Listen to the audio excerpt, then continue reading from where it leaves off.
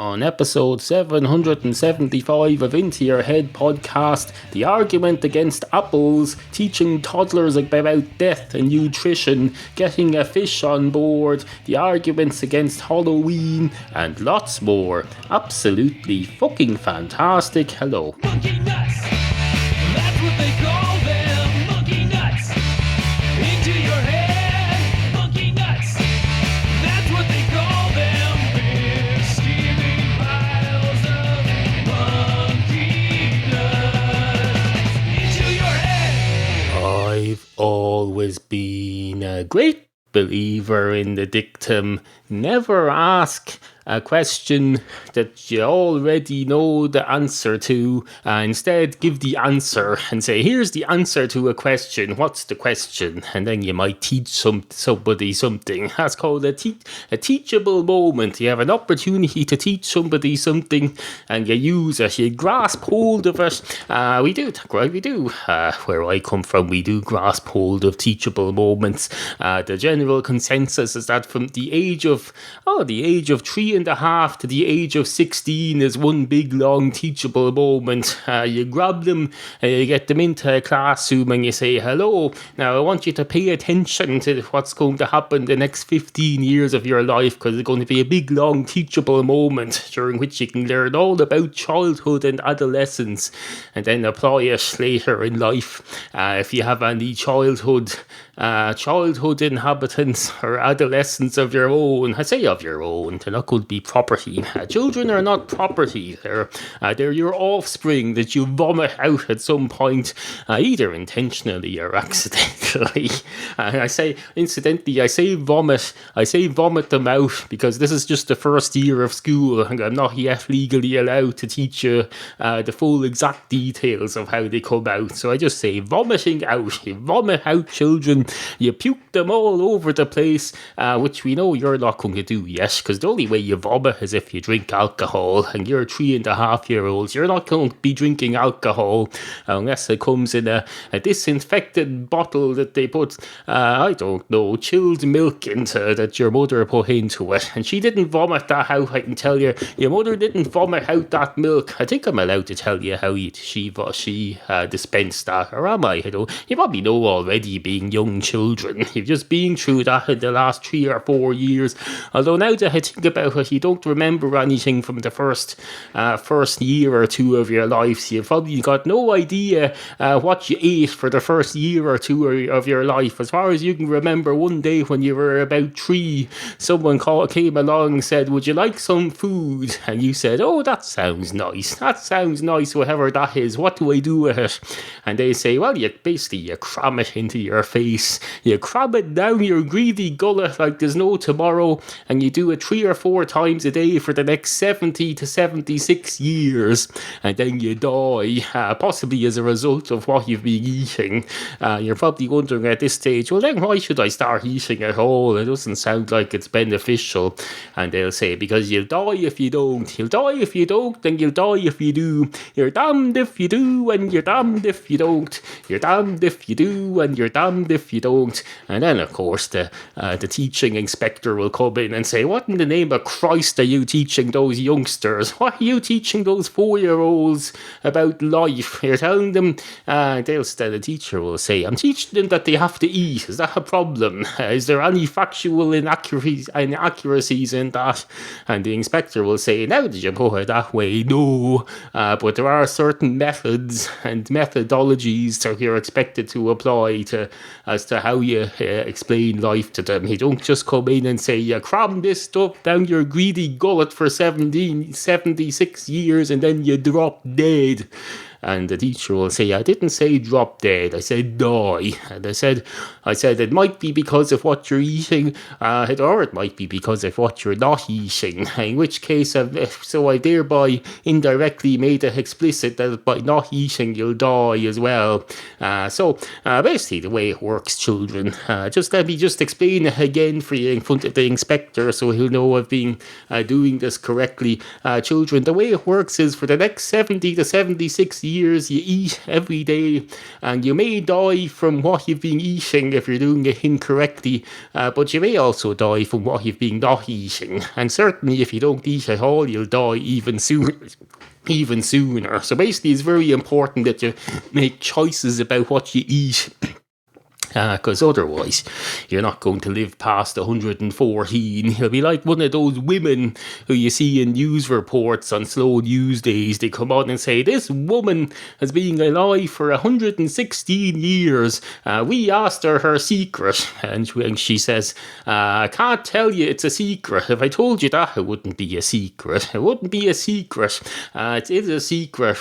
My secret to longevity is a secret. I'm going to take it with me to the grave. Oh, that's a good quote. I should write that down for the Facebook promotion of this episode. What did I say? My secret to longevity is a secret, and I'm going to take it with me to the grave. I've been doing a thing lately where I get a photo and I put a quote from the show on it, and I use that to promote the current episode on Facebook. I haven't done it with the last few episodes of being busy and lazy, but now I'll put that up and people will see it on Facebook and they'll say, oh, that sounds really good, I must go and listen to that. And then of course then they'll realise, but they'll be here then, it'll be too late, there'll be no turning back then. Marketing is all about reeling people in to the point where there's no turning back. Just like a fish. When you get a fish, you put a worm on the fish on the hook on the end of the rope thing that comes out of your fishing rod. You put a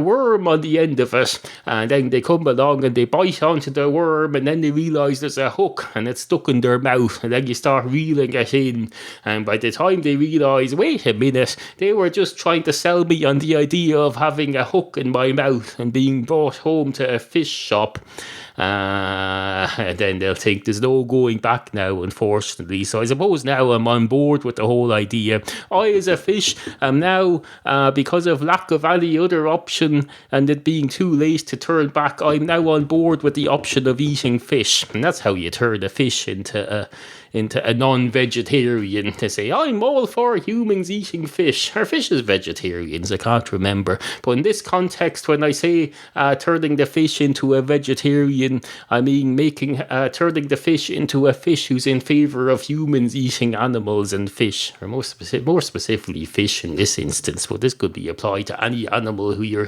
fishing for. Are there animals who you fish for? I don't know. People probably wouldn't like it if you did. But if humans ate seals and sea lions and seahorses and things, they'd have to be caught somehow. And if you're not a fisherman with a big net and a boat, the only way to do it presumably would be to get a fish hook and trap the fish.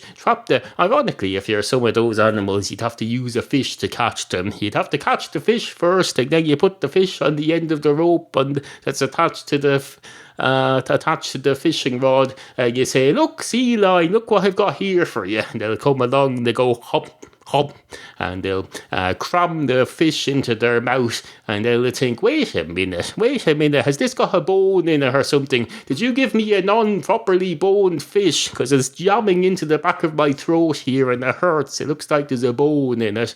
And you'll say, of course there's a bone in it. It's a whole fish. Are you used to finding boned fishes in the freaking sea? And then they'll say, no, but I thought if it was being handed to me by a human who doesn't live in the sea, they might have brought along a properly prepared fish meal for me. Is that an unreasonable expectation? And you'll say, I suppose not, no. But no, it's not a rib or a bone or anything. It's actually a hook that's being designed to capture you. It's now hooked onto your mouth, and I'm going to reel you in now, which would explain why I've got a rope on my fishing rod instead of the standard fishing line material. The listeners for the last 4 minutes have been thinking, why does he keep saying rope on a fishing line? And I've been wondering that myself as well. But now I realise it's because I was catching sea lions and sea otters and other things that are far too heavy to be reeled in on a normal fishing string. Because sometimes a fishing string isn't enough. You need a fishing rope, a proper fishing rope. Probably like the kind they use on fishing boats to pull the nets in and to put the sails up and stuff. But though, if you don't have a boat, you can still get the fishing rope and use it on a fishing rod. You probably need a special fishing rod, maybe not a special fishing rod, but certainly a special reel for the fishing rod that'll be wide enough to wind up a rope, because those reels aren't normally wide enough to wind up a rope. As far as I know, haven't gone fishing in years, haven't been to a frigging fishing location in years, haven't lived on the coast in many years, and even if I did, I probably wouldn't go fishing anyway. I've got about as much interest in going fishing as I have in going out to the golf course and hitting a ball around with a stick. I don't know. If I want to hit a ball around with a stick, I'll go and play tennis or, I don't know, hurling. Do you have hurling abroad? You probably don't. They've started showing it on Sky Sports in England recently. So maybe they start showing it abroad as well. Although technically England is abroad. Technically England is another country. It's not, it doesn't belong to Ireland. Just because we have their television networks doesn't mean we own them. We do, however, have access. What am I talking about? I don't know. What are you doing? There's one of my cats going away out along the cat interstate superhighway wall on his way out. Who is it? I can't quite see. It's one of the black and white ones, though. I think it might be Annie, or it could be Kofi the second. It's probably not Muddy. It's too much white on it to be Muddy. It's definitely someone with white on the back of their legs, so that narrows it down to two. I don't know. And there's a man there. There's a man in the next estate walking along the footpath in parallel with my cat. Oh, he's overtaken her now. He's overtaking him or her now, because Annie's a she and Kofi the second is a he. Anyway, he's disappeared off now. The cat is taking his time. The cat knows it's a Sunday morning. You can take your time. You don't have to be rushing off everywhere. There's no need to be rushing off on your walks everywhere. Well, unless like me, when I go on my walks these days, I rush because I'm doing a brisk walk and trying to exercise. But the cat wouldn't be doing that. No. The cat gets its exercise work together by automatically by instinct. It just does stuff and gets incidental exercise. It doesn't have to go, oh Christ, I have to go and have my 20-minute brisk walk among the pigeons now. It does not, it just does it. Because whoever designed cats has all that stuff figured out. Anyway, I've always been a great believer in the dictum, ask not for whom your country can do stuff. Ask instead, whatever the original quote was, ask instead, ask not what your country can do for you, ask instead what you can do for your country. He never said who you're supposed to ask. That's the one issue I have with John F. Kennedy, that and the fact that he's dead. He's dead as a doornail, tragically. He's dead as a doornail. And if someone came along to me saying, vote for JFK, vote for John F. Kennedy, you can have all the finest policies in the world, he could be one of the greatest politicians known to man, but if I ask you, is he dead? And the answer is yes, and you're telling the truth, then I'm afraid there's no way I'm going to vote for him. I'm not going to vote for a dead person, I'm afraid. Sadly, it's a tragic disability you get automatically when you die that automatically puts you out of the running for my vote. I'm not saying it puts you out of the running for president, especially since I don't make the rules in someone else's country about the presidential election. So no, I'm not saying it puts you out of the running for president. It just puts you out of the running for my vote. If you're running for president, you're running in several million different little miniature elections independently and concurrently. You're running in a separate election on each doorstep. When you come to my doorstep saying, hello, will you vote for me, please? That's a mini election on its own, because you're fighting for my vote. You're voting. I suppose you're voting for whether you want. No, you're not. You're asking for my vote. No, it doesn't work like that.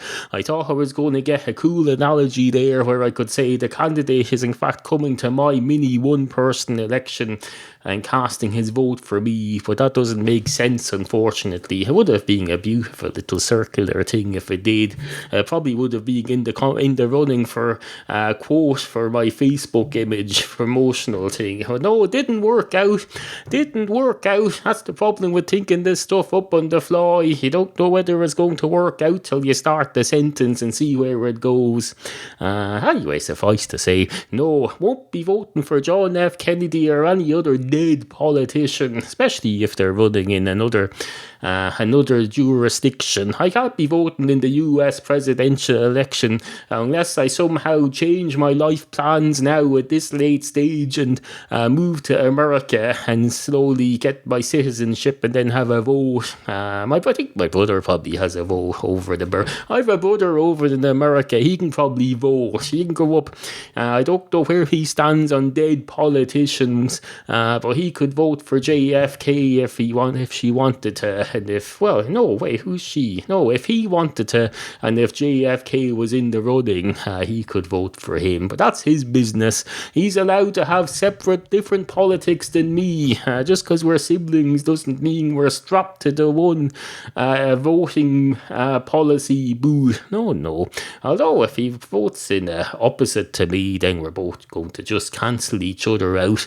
We should probably, if we're true environmentalists, we'll find out who's voting for who, and if we're both voting opposites, we'll both decide not to go to the polling place because we just doesn't matter. We're just going to cancel each other out. It's just a waste of petrol. Well, except at my end because I don't drive. But at his end, it's probably a waste of petrol unless he walks to the voting place. I don't know. Never even been to where he lives at the moment. I'm hoping to go there next year sometime. I'm going to go to America next year sometime. Definitely at some point be going to North Carolina. I'm going to go into North Carolina and say, hello, where do you live? Have you been looking after our father's clock that you have? I want to see it. I'm going to do tests on it. How's your cat? How's your other cat? Why haven't you accumulated 7 cats like us? We're better than you. We've got 5 more cats than you. Anyway, thanks for having us. Then we probably go off to Disneyland or something. I don't know. That's how you visit people. You get a plan together and you say, where do you live? Well, I'm not going to travel directly to where you live. I'm going to pick somewhere a couple of miles north of us and start there and do a meandering tour around the places and just incorporate you along the way and then finish somewhere else. That's how you do it. It's called a plan. Where are we going with this? I don't know. We're probably going into an interlude whereby I promote my other enterprises. We say enterprises. It's a cat comic drawn in paint at 7:00 in the morning while I'm usually on my first coffee and I'm barely awake and looking for something to fill time until I'm awake.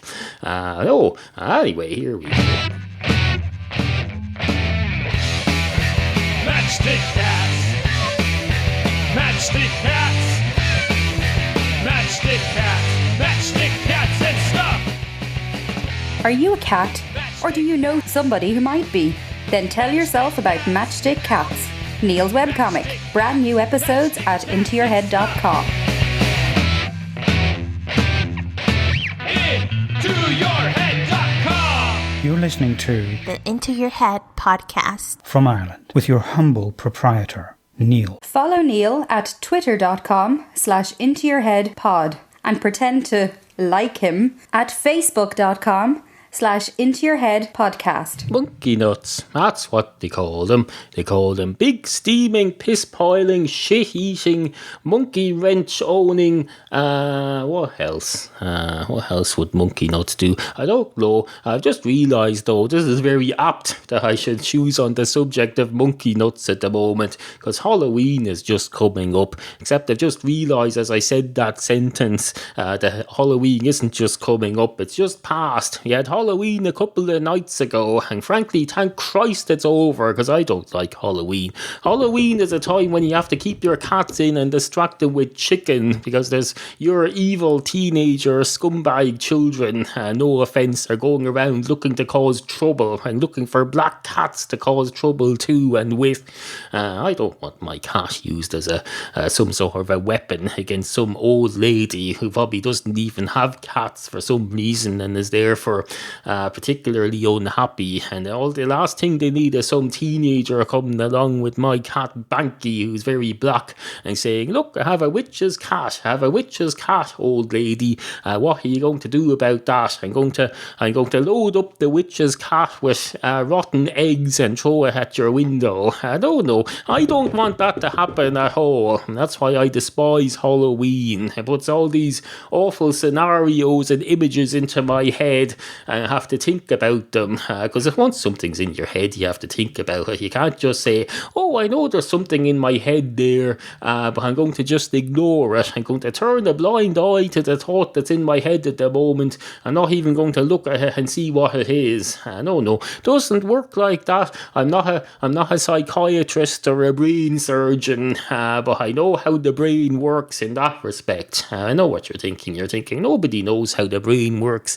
Our knowledge of the brain is about as complete as our knowledge of North America was in 1491 on New Year's Eve 1491, just before Columbus sailed the ocean blue, and then he decided, "Oh, look, what's that? And someone said, "That's America," and he said, "I know it's not. That's not America. I'm not even sure what America looks like, but I'm pretty sure that's not one of them. That's not America." And besides which, no, actually, that's just brought to mind. There was a teacher I used to have in school who used to tell us apples didn't used to be called apples, they used to be called napples, and that's why you say an apple. It's because they were called napples, and I've been meaning to look up whether that's true. I think she just made stuff up, so I'm going to look it up now, napples, and see what it says. Now, don't worry, I know you're OCD and you're thinking he's probably going to type in Naples by mistake and this will all go astray. Well, no, I didn't. I remember to type in Naples with 2 P's, although the first thing it says is showing result for Naples, because I couldn't find anything about Naples. So my teacher was a lying cunt. There's no such thing as Naples. Let's just try Napple, just to see if that happens. Anything comes up there. There's something there. Words like Napple, and that's Reddit. I'm not reading that. I'm not reading anything on Reddit, because by definition I've already read it. If it's on Reddit, I assume. For another thing I don't like. Oh, there's a thing. That's UK Answers. I don't trust that either. Someone says, "Why do we say Napple rather than an apple?" That's fucking stupid. What else? "I ate an apple, dog gawker." Will an apple a day keep the doctor away from how stuff works? Why would you want to keep a doctor away? Don't eat apples if they keep the doctor away. A doctor is a good thing. Without doctors and medicine, we'd all be still dying in our 20s. Thanks to doctors and medicine, we're not. So don't do anything that keeps the doctors away. Fuck apples. Apples can go and take a running jump for themselves. Do not eat apples. Apples keep the doctor away, so don't eat apples. To summarise, if you want to take a summarising, what's that thing to do when you're reading a scientific journal? An extract. When you read a formal scientific article journal, it usually starts with a thing called an extract. No, an excerpt or something like that, or something. There's some word for the thing they have at the beginning of a scientific journal article, where it's basically a summary. Well, if you wanted to take one of those basically a summary science things out of this part of today's show, you would say, don't do anything that keeps the doctor away. Don't eat apples, because doctors are good. That's what you'd say. Anyway, good morning. Into your head.